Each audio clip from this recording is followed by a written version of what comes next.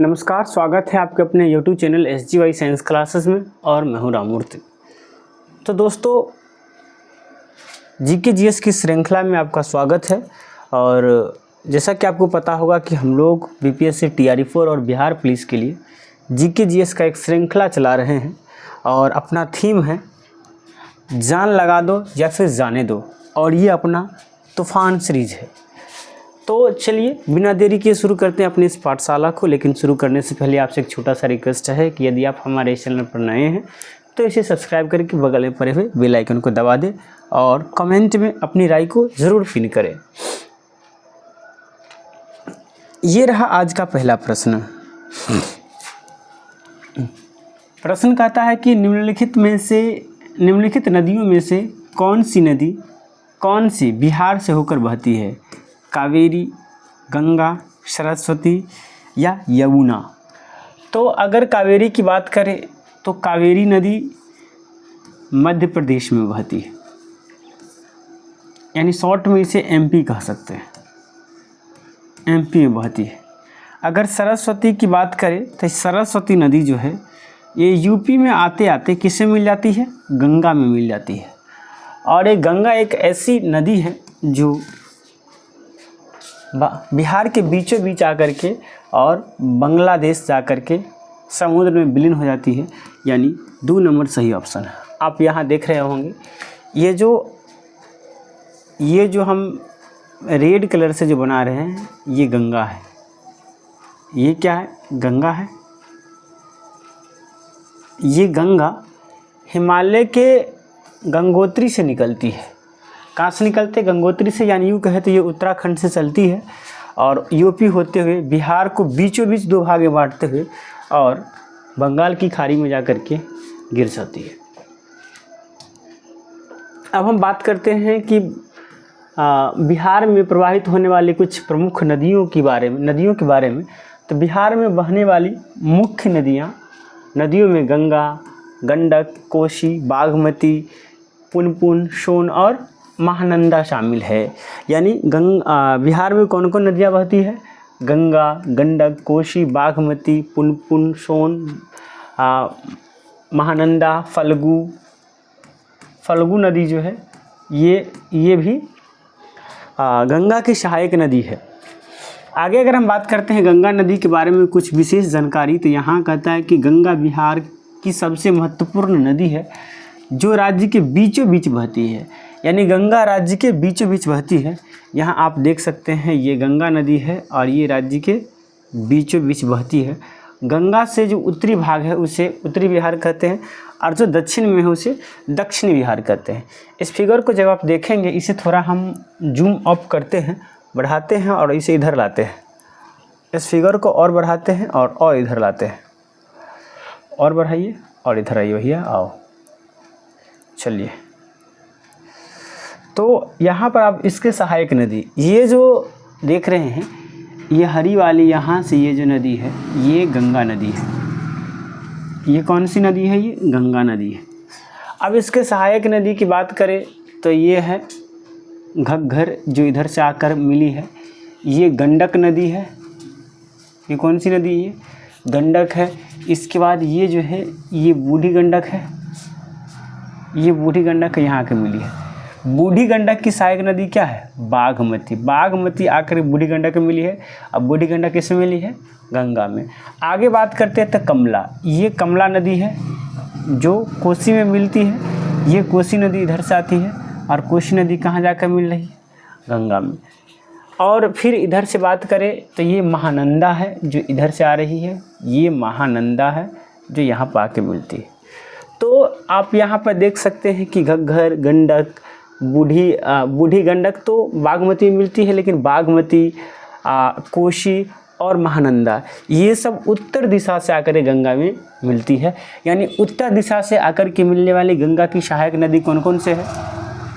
घग्घर है, गंडक है, बागमती है, कमला है, कोसी है और महानंदा है। अब फिर इधर से बात करें तो इधर से एक नदी आपको जाती हुई निकलती ही प्रतीत हो रही होगी। ये जो हम रेड कलर जो दे रहे हैं ये सोन नदी है। सोन नदी है। फिर इसके बाद जस्ट बगल में एक ये नदी आपको दिखाई दे रही होगी, जो यहाँ पर आकर किसमें फल्गु नदी में मिल गई है। तो ये फल्गु नदी है, लेकिन पुनपुन नदी फल्गु नदी की सहायक नदी है। गंगा में मिलने से पहले पुनपुन नदी किससे मिल गई है, फल्गु में मिल गई है, और फल्गु नदी किससे मिली है, गंगा में। फिर इधर से देखेंगे तो इधर से एक नदी गई है जिसे क्यूल कहते हैं, इसका इधर से एक अजय नदी गई है। तो इधर से आप देखेंगे तो सोन नदी, फल्गु नदी, क्यूल नदी और अजय नदी, ये नदी सब गंगा की सहायक नदी है जो दक्षिण ओर से गंगा को जाती है। अब ये पुनपुन नदी जो है ये फल्गु की सहायक नदी बन जाती है, क्योंकि गंगा में मिलने से पहले पुनपुन नदी किससे मिल जाती है, फल्गु में मिल जाती है। चलिए, तो ये थी कुछ गंगा की सहायक नदियों के बारे में जानकारी। अब अगर हम बात करते हैं तो यहाँ पर और कुछ बातें आपको देखने को मिल सकता है, जैसे कि गंडक नेपाल से निकलकर बिहार में प्रवेश करती है और गंगा में मिल जाती है। उसके बाद कोसी नेपाल से निकलकर बिहार में प्रवेश करती है और गंगा में मिलती है। और बागमती नदी भी नेपाल से निकलकर बिहार में प्रवेश करती है। पुनपुन नदी बिहार के दक्षिण भाग में बहती है। यहाँ पर आप देख सकते हैं, ये पुनपुन नदी आपको जस्ट दिखाएं, ये बिहार के दक्षिण भाग में बहती है। फिर फल्गु नदी भी है, बिहार के दक्षिण भाग में बहती है। सोन नदी भी है, ये भी बिहार के दक्षिण भाग में बहती है। एक कोयल नदी भी है, ये भी बिहार के दक्षिण भाग में बहती है। तो ये सब जो नदियां हैं ये सब बिहार के दक्षिण भाग में बहती है। अब उत्तरी बिहार में बहने वाली नदियाँ क्या हो जाएगी, तो इधर देखेंगे ये गंडक नदी है, ये उत्तरी पश्चिमी बिहार में बहती है। इधर घग्घर नदी है, ये उत्तरी दक्षिणी, ये पश्चिमी बिहार में बहती है। इधर कोसी नदी है, कमला है, बागमती है, बूढ़ी गंडक है, इधर महानंदा है। ये जितने भी नदियां हैं जो हमने बतलाया, ये सभी नदियां, ऊपर वाली नदियां, ये सब उत्तरी बिहार में बहती है। चलिए, अब हम लोग कुछ गंगा नदी के बारे में और विशेष से वर्णन कर लेते हैं। तो अगर गंगा के बारे में कहा जाए तो गंगा नदी उत्तराखंड की गंगोत्री ग्लेशियर से निकलती है। ये गंगोत्री ग्लेशियर जो है ये बृहत हिमालय का भाग है, बृहत हिमालय का भाग है, ये बृहत हिमालय का भाग है। आपको बता दें कि हिमालय की जो श्रेणी है उसमें सबसे ऊंचा श्रेणी बृहत हिमालय है, और इसका अधिकांश भाग जो है बर्फ़ से ढका हुआ, जिसे ग्लेशियर कहा जाता है। उसमें एक ग्लेशियर है गंगोत्री ग्लेशियर, इसी से गंगा नदी निकली है। अब कहता है कि अलकनंदा नदी भागीरथी से देवप्रयाग में मिलती है और वहाँ से नदी को गंगा कहा जाता है। देवप्रयाग में क्या होता है, अलकनंदा नदी और भागीरथी एक दूसरे से मिलती है और वहाँ से इन दोनों के सम्मिलित रूप को क्या नाम दिया गया है, गंगा कहा गया है। यमुना जो गंगा की सबसे बड़ी दाहिनी सहायक नदी है, जो कहाँ से मिलती है, दाहिनी ओर से यमुना को मिलती है, गंगा की सबसे बड़ी सहायक नदी है। दामोदर बंगाल का शोक जिसे कहा जाता है। घाघर, गोदावरी, गंडक, रामगंगा, कोसी को बिहार का शोक कहा जाता है। इम्पोर्टेंट, दामोदर नदी को बंगाल का शोक कहा जाता है और कोसी नदी को बिहार का शोक कहा जाता है। सोन, महानंदा गंगा की प्रमुख सहायक नदियां हैं और यह उत्तराखंड, उत्तर प्रदेश, बिहार, झारखंड और पश्चिम बंगाल राज्यों में से होकर बहती है। यानी यह भारत के कितने राज्यों से होकर गुजरती है, उत्तराखंड, उत्तर प्रदेश, बिहार, झारखंड और पश्चिम बंगाल, यानी 5 राज्य से होकर ये नदी गुजरती है। कौन, गंगा। यह एक सीमावर्ती नदी है जो भारत और बांग्लादेश से होकर बहती है। नदी की कुल लंबाई 2525 किलोमीटर है और इस नदी की कुल लंबाई कितना है, 2525 किलोमीटर। चलिए, अब हम लोग अगर और कुछ बातें करते हैं तो यहाँ पर बिहार की सीमा नेपाल और भारतीय राज्य उत्तर प्रदेश, झारखंड और पश्चिम बंगाल से लगती है। ये तो खैर बिहार के बारे में कुछ बातें हो गई। अब अगला प्रश्न है, प्रश्न कहता है कि सत्यमेव जयते किस उपनिषद से लिया गया है। केन उपनिषद, मुंडक उपनिषद, कौशिकी उपनिषद या ऐत्रेय उपनिषद। तो सत्यमेव जयते जिसका अर्थ होता है सत्य की ही जीत होती है। इसका अर्थ क्या होता है, सत्य की ही जीत होती है, सत्य की ही जीत होती है, ये मुंडक उपनिषद से लिया गया है। किस उपनिषद से लिया गया है? मुंडक उपनिषद से लिया गया है। और ये भारत के राष्ट्रीय ध्येय क्या है? ये भारत के राष्ट्रीय ध्येय वाक्य है। सत्यमेव जयते ध्येय वाक्य है, ये भारत के राष्ट्रीय ध्येय वाक्य है। इस बात को भी याद रखेंगे। यहाँ पर कुछ बातें लिखी गई है जो कहीं ना कहीं परीक्षा के दृष्टिकोण से इम्पोर्टेंट होने वाला है। कहता है कि भारत की प्रतीक के नीचे अंकित भारत के राष्ट्रीय आदर्श वाक्य सत्यमेव जयते मुंडक उपनिषद से लिया गया है। किससे लिया गया है? मुंडक उपनिषद से लिया गया है। और इस आदर्श वाक्य का अर्थ है सत्य की ही जय होती है। यानी सत्यमेव जयते का अर्थ क्या होता है? सत्य की ही जय होती है। यह देवनागरी लिपि में लिखा गया है। यानी सत्यमेव जयते किस लिपि में लिखा गया है? ये सत्यमेव जयते देवनागरी लिपि में लिखा गया है।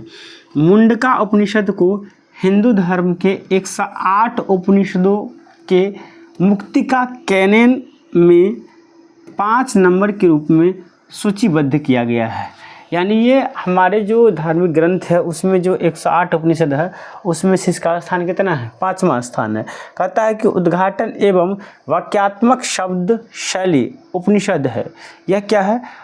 उद्घाटन के बारे में कहा गया है। यह भी एक उपनिषद है और यह एक काव्यात्मक शब्द शैली है जिनमें मंत्रों के रूप में लिखे गए 64 छंद है। किसमें?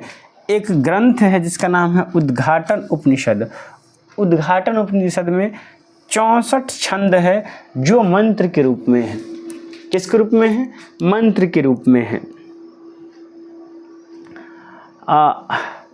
अगले प्रश्न की ओर हम लोग चलते हैं तो कहता है कि हीराकुंड परियोजना किस नदी पर है? भागीरथी, महानंदा, कृष्णा या चंबल? आप कमेंट करके बतलाएंगे कि हीराकुंड परियोजना किस नदी पर है। कमेंट करके बताइए हीराकुंड परियोजना किस नदी पर है। तो इसका सही आंसर होने वाला है महानदी पर। हीराकुंड परियोजना किस नदी पर है? महानदी पर हीराकुंड परियोजना है। यहाँ पर आप देख सकते हैं कि हीराकुंड बांध परियोजना बाढ़ नियंत्रण, सिंचाई और बिजली उत्पादन के लिए एक बहुउद्देशीय परियोजना है। यह उड़ीसा के महानदी पर स्थित बना है। यानी यह कहाँ बना है? पहली बात, ये किस राज्य में बना है? तो उड़ीसा में। उड़ीसा में किस नदी पर बना है? तो महानदी पर बना है। ये बात भी अपने आप में बहुत इंपॉर्टेंट हो जाता है। आगे कहता है कि यह दुनिया की सबसे लंबा मिट्टी का बांध है। दुनिया के सबसे लंबा मिट्टी का बांध कौन है? हीराकुंड बांध। बात करते हैं महानदी के, तो महानदी उड़ीसा की सबसे लंबी नदी है। यानी ये भी पूछा जा सकता है कि उड़ीसा की सबसे लंबी नदी, तो महानदी। महानदी रायपुर के पास धमतरी जिला में स्थित सिहावा नामक पर्वत श्रृंखला से निकलती है। ये कहाँ से निकलती है? तो रायपुर से। कहाँ? छत्तीसगढ़ की राजधानी जो रायपुर है वहाँ से एक ज़िला है धमतरी ज़िला, वहाँ की सिहावा पहाड़ी से निकलती है। महानदी को उड़ीसा का शोक भी कहा जाता है। क्या कहा जाता है? उड़ीसा का शोक। अब हमने इससे पहले पढ़ा था बंगाल के शोक के बारे में। यहाँ पर आप पढ़े होंगे बंगाल के शोक के बारे में। यहाँ देखिए, यहाँ देखिए, तो यहाँ पर 3 चीज़ आ जाता है। बंगाल का शोक दामोदर, बिहार का शोक कोसी और उड़ीसा का शोक महानदी। कमेंट में सभी आदमी लिख देंगे, इस बात को कमेंट में लिख देंगे। कमेंट में लिखेंगे बिहार का शोक नदी, बिहार का शोक नदी, शोक नदी कोसी, शोक नदी, बिहार का शोक नदी कोसी, बंगाल का शोक नदी दामोदर, बंगाल का शोक नदी दामोदर, दामोदर और उड़ीसा का शोक नदी, उड़ीसा का शोक नदी कौन हो जाएगा? महानदी। इस बात को याद रखेंगे, महानदी। उड़ीसा का शोक नदी क्या है? महानदी। बिहार की शुक्ल नदी कोसी को कहा जाता है, बंगाल का शुक्ल नदी दामोदर को कहा जाता है और उड़ीसा का शुक्ल नदी महानदी को कहा जाता है, जिस पर दुनिया की सबसे लंबे मिट्टी की बंधी बांध हीराकुंड बांध है। आगे अगर बात करते हैं तो प्रायद्वीपीय बंदरगाह महानदी के मुहाने पर स्थित है, यानी जो प्रायद्वीपीय बंदरगाह है वो महानदी के मुहाने पर ही स्थित है। अगर हम बात करते हैं कि इस पर बने कुछ मुख्य बांध के बारे में, तो दुधवा बांध, गंगरेल बांध और सोंदूर बांध, ये 3 बांध, इसके अलावा हीराकुंड बांध, ये चारों बांध जो है ये इस नदी पर बंधे हुए हैं और ये चारों बांध बहुउद्देशीय बांध है। अगले प्रश्न की ओर चलते हैं। तो अगला प्रश्न कहता है कि 1902 में सिताब दियारा बिहार में किसका जन्म हुआ था? जयप्रकाश नारायण, कर्पूरी ठाकुर, रामधारी सिंह दिनकर या डॉक्टर राजेंद्र प्रसाद? कमेंट करके बतलाएंगे किनका जन्म हुआ था सिताब दियारा में। सिताब दियारा में किनका जन्म हुआ था? तो जयप्रकाश नारायण का जन्म हुआ था। जयप्रकाश नारायण को लोग प्यार से लोकनायक भी कहते हैं। क्या कहते हैं? लोकनायक की उपाधि भी इन्हें दिया गया है। किसे? जयप्रकाश नारायण को। इसके अलावा अगर इसके जन्म की बात करें तो इनका जन्म हुआ था 11 अक्टूबर 1902 को। कब हुआ था? 11 अक्टूबर 1902 को इनका जन्म हुआ था। और इनका जन्म कहाँ हुआ था? 11 अक्टूबर 1902 को बिहार की सिताब दियारा में, बिहार की सिताब दियारा में इनका जन्म हुआ था। यहाँ आप देख सकते हैं लोकनायक जयप्रकाश नारायण का जन्म 11 अक्टूबर 1902 को सिताब दियारा बिहार में हुआ था। लोकनायक जयप्रकाश नारायण लोकप्रिय रूप से जेपी या लोकनायक के रूप में जाने जाते हैं। वह एक भारतीय स्वतंत्रता कार्यकर्ता, सिद्धांतवादी, समाजवादी और राजनीतिक नेता थे। उन्होंने भारत छोड़ो आंदोलन के नायक के रूप में भी काम किया है। यानी भारत छोड़ो आंदोलन का नायक किसे माना जाता है? जयप्रकाश नारायण को। जेपी नारायण को पूर्व प्रधानमंत्री इंदिरा गांधी का विरोध करने के लिए जाना जाता है और ये इसलिए प्रसिद्ध है क्योंकि उन्होंने भारत के प्रधानमंत्री इंदिरा गांधी का विरोध किया था। ऐसा कहा जाता है कि जेपी आंदोलन के बाद, यानी जयप्रकाश नारायण के आंदोलन के बाद, इंदिरा गांधी की सत्ता उनसे छीन ली गई थी और उन्हें सिंहासन खाली करो जनता आ रही है का नारा दिया था। ये सब आदमी कमेंट में लिखेंगे सिंहासन खाली करो जनता आ रही है। ये किसकी नारा है? जयप्रकाश नारायण को। सिंहासन खाली करो जनता आती है, ये जयप्रकाश की नारायण की नारा है। कहता है कि 1948 में उन्होंने कांग्रेस की सोशलिस्ट पार्टी का नेतृत्व किया और बाद में गांधीवादी पार्टी के साथ मिलकर समाजवादी सोशलिस्ट पार्टी बनाई या पार्टी का गठन किया। अगले प्रश्न की ओर चलते हैं। तो अगला प्रश्न ये है आपके स्क्रीन बोर्ड पर, और प्रश्न कहता है कि शहरी क्षेत्र में निम्नलिखित में से कौन सी वायु प्रदूषण सबसे अधिक होता है? Sulphur dioxide, nitrogen oxide, carbon monoxide या ओजोन? कौन सा प्रदूषण सबसे ज़्यादा होता है? तो इसके लिए तो सबसे पहले हमें एक डिस्कशन देखना पड़ेगा। कहता है कि कार्बन मोनोऑक्साइड फोटोकेमिकल स्मोक में इसकी अधिकतम क्या रहती है? सांद्रता होती है। यह एक रंगीन, गंधहीन, स्वादहीन गैस है जो गैसोलीन, लकड़ी, प्रोपेन, चारकोल या अन्य ईंधन के जलने से बनती है। यानी जो शहरीय प्रदूषण होता है उसमें ज़्यादा क्या रहता है? सबसे ज़्यादा रहता है कार्बन मोनोऑक्साइड। क्या रहता है? Carbon monoxide. और यहाँ पर कार्बन मोनोऑक्साइड के बारे में ही कहा गया है कि कार्बन मोनोऑक्साइड जो है यह फोटोकेमिकल स्मोक में सबसे ज़्यादा पाया जाता है। और यह कैसा होता है? गंधहीन होता है, रंगहीन होता है, स्वादहीन गैस है जो गैसोलीन, लकड़ी, प्रोपेन, चारकोल या अन्य ईंधन के जलने से उत्पन्न होता है। कार्बन मोनोऑक्साइड एक कार्बनिक परमाणु और एक ऑक्सीजन परमाणु के ट्रिपल यानी त्रिबंधन से जुड़ा होता है। यह गंध, इसमें गंध नहीं रहता है, यानी यह गंध नहीं करता है, यह महकता नहीं है। आगे अगर बात करते हैं हम लोग सल्फर डाइऑक्साइड के, तो सल्फर डाइऑक्साइड का सूत्र होता है SO2। अच्छा, कार्बन मोनोऑक्साइड का सूत्र क्या होता है? CO। और सल्फर डाइऑक्साइड का सूत्र क्या होता है? SO2 के साथ रासायनिक यौगिक है। के साथ रासायनिक यौगिक है। कहता है यह जलती हुई माचिस की दुर्गंध के लिए जिम्मेवार है, एक जहरीला गैस है। कार्बन सल्फर डाइऑक्साइड क्या है? जहरीला गैस है। यह स्वाभाविक रूप से ज्वालामुखी गतिविधियों द्वारा जारी किया जाता है और तांबे के निष्कर्षण और सल्फर युक्त जीवाश्म ईंधन के जलने के उत्पाद के रूप में उत्पन्न होता है। यानी यह जो है यह तांबे के निष्कर्षण में या सल्फर युक्त जीवाश्म के जलने के कारण यह क्या होता है? उत्पन्न होता है। कौन? Sulphur dioxide. कौन उत्पन्न होता है? Sulphur dioxide. अगर हम आगे बात करते हैं तो यहाँ पर है नाइट्रोजन ऑक्साइड। तो नाइट्रोजन ऑक्साइड की बात करते हैं तो नाइट्रोजन ऑक्साइड गैसों का मिश्रण है जो नाइट्रोजन और ऑक्सीजन से बना होता है। सबसे विषैले रूप से महत्वपूर्ण नाइट्रोजन ऑक्साइड में 2 नाइट्रिक ऑक्साइड और नाइट्रोजन डाइऑक्साइड होता है। अगर दोनों कमरे के तापमान पर भूरे रंग के लिए और गैर ज्वलनशील और रंगहीन होते हैं। यानी दोनों जो होते हैं कमरे के ताप पर या तो भूरे होते हैं या रंगहीन होते हैं, लेकिन दोनों क्या होते हैं? गैर ज्वलनशील, यानी दोनों जलते नहीं हैं। अब अगर हम बात करते हैं किसके बारे में? ओजोन के बारे में। तो कहा गया है कि ओजोन जिसे ओजोन या ट्राइऑक्सीजन यानी O3 होता है इसका अणुसूत्र।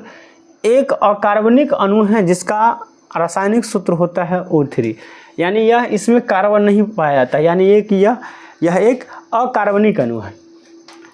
यह एक विशिष्ट तीखी गंध वाली हल्की नीली गैस है। मतलब इसका गंध बहुत तीखा होता है या नीला टाइप का होता है। अगर बात करते हैं तो यह पृथ्वी के ऊपरी वायुमंडल या समताप मंडल और निचली वायुमंडल या क्षोभ मंडल दोनों में पाए जाते हैं। यह ऊपरी वायुमंडल में भी पाए जाते हैं, समताप मंडल में भी पाए जाते हैं और निचली वायुमंडल यानी क्षोभ मंडल में भी पाए जाते हैं। अब हम लोग अगले प्रश्न की ओर चलते हैं और अगला प्रश्न जो है ये पॉलिटी से लिया गया प्रश्न है। प्रश्न कहता है कि सभी के लिए शिक्षा से संबंधित अनुच्छेद कौन सा है? सभी के लिए शिक्षा से संबंधित अनुच्छेद कौन सा है? अनुच्छेद 41, अनुच्छेद 43, अनुच्छेद 45, अनुच्छेद 44, अनुच्छेद 42। तो सभी के लिए शिक्षा का अनुच्छेद 45 है। क्या है? अनुच्छेद 45 जो है इसमें सभी के लिए शिक्षा कहा गया है। अनुच्छेद 45 जो कि सभी के लिए शिक्षा से संबंधित है, भारतीय संविधान ने अनुच्छेद 45 के तहत 14 वर्ष तक के सभी बच्चों के लिए मुक्त और अनिवार्य शिक्षा का प्रावधान किया है। यानी अनुच्छेद 45 में ये कहा गया है कि 14 वर्ष तक के जितने बच्चे हैं उन्हें मुक्त और अनिवार्य शिक्षा दिया जाएगा। कहता है लेकिन यह लक्ष्य हासिल नहीं हो सका है। फिर भी भारतीय संविधान के अनुच्छेद 21A के तहत शिक्षा के अधिकार को मौलिक अधिकार बना दिया गया है। यानी किस अनुच्छेद में? तो अनुच्छेद 21A में शिक्षा के अधिकार को क्या माना गया है? मौलिक अधिकार बना दिया गया है। कहता है कि एक मौलिक अधिकार के रूप में मुक्त और अनिवार्य शिक्षा का अधिकार भारत में 6 से 14 वर्ष के आयु के सभी बच्चों को मुक्त और अनिवार्य शिक्षा प्रदान करता है। अब अनुच्छेद 48 इसके दायरे में अनुच्छेद 48 अगर इसके दायरे में 6 साल से कम उम्र के बच्चे के लिए प्रारंभिक बच्चों की देखभाल और शिक्षा के प्रावधानों को भी शामिल किया गया है। यानी पहले तो केवल शिक्षा था, लेकिन अब 6 से कम साल के बच्चे उसका देखभाल भी होगा और उसका पढ़ाई भी होगा। अगर हम लोग अनुच्छेद 41 की बात करते हैं तो कुछ मामले में काम, शिक्षा, सार्वजनिक सहायता के अधिकार के बारे में बताता है। कौन? अनुच्छेद 41। अनुच्छेद 43 की बात करते हैं तो श्रमिकों के लिए निर्वाह मजदूर के बारे में बताता है अनुच्छेद 43। अनुच्छेद 43A की बात करें तो उद्योगों के प्रबंधन में श्रमिकों की भागीदारी को निभाने की बात करता है। कौन? अनुच्छेद 43A और 43B सहकारी समिति के संवर्धन के बारे में कहता। भारतीय संविधान के अनुच्छेद 44 में समान नागरिक संहिता का प्रावधान किया गया है। समान नागरिक संहिता का प्रावधान किस में किया गया है? अनुच्छेद 44 में। अब हम लोग अगले प्रश्न की ओर चलते हैं और अगला प्रश्न ये रहा आपके स्क्रीन बोर्ड पर। ये प्रश्न डायरेक्ट मतलब एनसीईआरटी से लिया गया है। एनसीईआरटी का ये प्रश्न है और ये अपने आप में बहुत ही इम्पोर्टेंट प्रश्न है। कहता है कि कर्णम मल्लेश्वरी निम्नलिखित में से किस खेल से संबंधित है? कबड्डी, भारोत्तोलन या कुश्ती या खो खो? तो जो कर्णेश्वर मल्लेश्वरी है इसका संबंध भारोत्तोलक वेट लिफ्टर से इसका संबंध है। अब हम लोग आगे की ओर चलते हैं, अगले प्रश्न की ओर चलेंगे। तो अगला प्रश्न ये है, कहता है कि जेमोलॉजी का विज्ञान, जेमोलॉजी देश का विज्ञान है, धातु का, झील का, वन का या रत्न का? जेमोलॉजी किसका विज्ञान है? जेमोलॉजी किसका विज्ञान है? तो जेमोलॉजी जो है ये रत्न का, आभूषणों का विज्ञान है जेमोलॉजी। यहाँ पर आप देख सकते हैं कि जेमोलॉजी रत्नों का विज्ञान है। जेमोलॉजी के क्षेत्र में काम करने वाले को जेमोलॉजिस्ट कहा जाता है। और धातु कर्म क्या है? धातुओं का अध्ययन है। निम्नोलॉजी झीलों का अध्ययन है। और वनिकी कला विज्ञान और वनों का अध्ययन और प्रवर्धन करने का अभ्यास है। वनिकी कौन? वनिकी कला। वनिकी जो है ये कला विज्ञान और वनों के अध्ययन करने और प्रबंधन करने का क्या अभ्यास है? जीवाणु के अध्ययन को जीवाणु विज्ञान के रूप में जाना जाता है। अब यहाँ पर आप देख सकते हैं अगले प्रश्न की ओर चलते हैं और ये प्रश्न रहा आपके स्क्रीन बोर्ड पर। इसे पढ़िए और जवाब दीजिए। कहता है कि राजीव गांधी सरकारी पॉलिटेक्निक कहाँ स्थित है? राजीव गांधी सरकारी पॉलिटेक्निक कहाँ स्थित है? ईटानगर में, वसरा में, नई दिल्ली में या झांसी में? तो इसका सही आंसर होने वाला है ईटानगर में। ये कहाँ स्थित है? ईटानगर में स्थित है राजीव गांधी प्राइवेट सरकारी पॉलिटेक्निक कॉलेज। राजीव गांधी सरकारी पॉलिटेक्निक कॉलेज ईटानगर में स्थित है। Lovely Professional University of Phagwara Punjab में स्थित है। अन्ना विश्वविद्यालय चेन्नई में स्थित है। Tata Industries of Social Sciences Mumbai में स्थित है। SRM Institute of Science and Technology Chennai में है। Doctor APJ Abdul Kalam Technology University Lucknow में है। और जवाहरलाल नेहरू विश्वविद्यालय नई दिल्ली में है। ये कुछ महत्वपूर्ण विश्वविद्यालय या कॉलेज है। इसके बाद अगले प्रश्न की ओर हम लोग चलते हैं। तो अगला प्रश्न ये रहा आपके स्क्रीन बोर्ड पर। बहुत अच्छा प्रश्न है, खैर आप इसे पढ़ करके जवाब भी दे सकते हैं। कहता है कि सचिन तेंदुलकर ने किस देश के खिलाफ टेस्ट क्रिकेट का पदार्पण किया था? ऑस्ट्रेलिया, वेस्ट इंडीज, पाकिस्तान या श्रीलंका? तो इसका सही आंसर हो जाएगा श्रीलंका के खिलाफ। यहाँ पर आप देख सकते हैं कि पाकिस्तान सॉरी हम क्या लिखे? श्रीलंका बोल दिए थे, क्या पाकिस्तान के खिलाफ हो जाएगा? क्या हो जाएगा ये? पाकिस्तान। हम तो टिक मारे हैं पाकिस्तान पर, लेकिन बोल लिए थे शायद श्रीलंका। तो याद रखेंगे श्रीलंका नहीं पाकिस्तान होगा। यहाँ पर आप देख सकते हैं कि पाकिस्तान के खिलाफ सचिन तेंदुलकर ने टेस्ट क्रिकेट का पदार्पण किया था। सचिन तेंदुलकर एक अंतर्राष्ट्रीय शतक बनाने वाले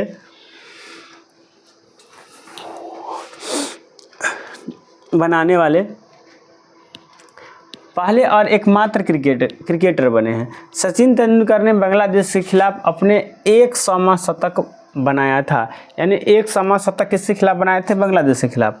सचिन तेंदुलकर ने 1989 में वनडे क्रिकेट का पदार्पण किया था। और सचिन तेंदुलकर ने अपने 19वें वनडे मैच में अपना पहला वनडे शतक लगाया था। और सचिन तेंदुलकर ऑस्ट्रेलिया के खिलाफ अपना पहला वनडे शतक लगाया था। ये बात भी याद रखेंगे। और 100वां शतक किसके खिलाफ लगाया था? 100वां शतक बांग्लादेश के खिलाफ और पहला शतक ऑस्ट्रेलिया के खिलाफ लगाया था। ये बात याद रखने वाली बात है। ये स्टैटिस्टिक्स जीके हो जाता है। तो दोस्तों thank you for watching this video. इस वीडियो को देखने के लिए बहुत बहुत धन्यवाद। आपको कैसा लगा हमारा ये वीडियो कमेंट करके बताइएगा। और अगर अच्छा लगा है तो लाइक कीजिए। साथ ही साथ यदि आप हमारे इस चैनल पर नए हैं तो इसे सब्सक्राइब करके बेल आइकन को दबा दीजिए। चलिए मिलते हैं नेक्स्ट वीडियो में। आज के लिए इतना ही। जय हिंद, जय भारत।